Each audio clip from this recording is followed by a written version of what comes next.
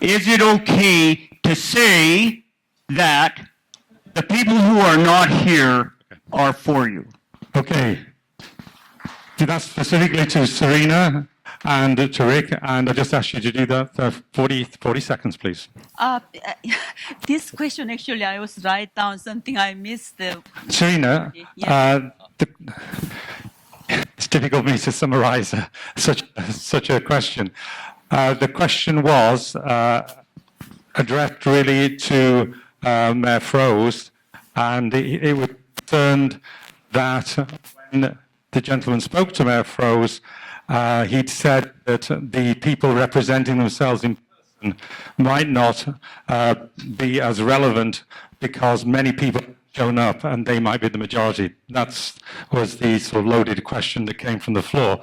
And so how would you deal with that?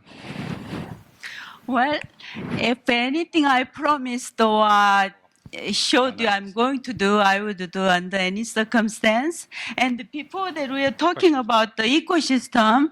I think ecosystem is not by word, but by action. So we have to do individually, do our part, such as the plant trees, roadside trees, beautiful trees that will reduce global warming. Thank you. Thank you, Serena. Rick? Thank you. Isn't this an interesting question? This I didn't realize that was posed in Brookswood, but that same question was posed by Pete McMartin of Mayor Froese in regarding the Colderberry situation. And the same answer was given. The community charter provides the community with two opportunities. You have petitions and you have a public hearing. You only have those opportunities to speak to your council in terms from an official capacity dealing with a particular issue.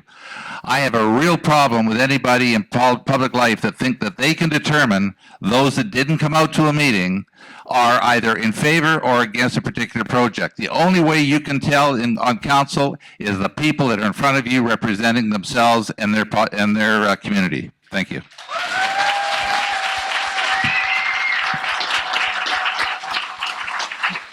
I'm putting this one over also to, I know it was asked for just mayors, but I'm going to open this up to more people because I think that's fair to do so.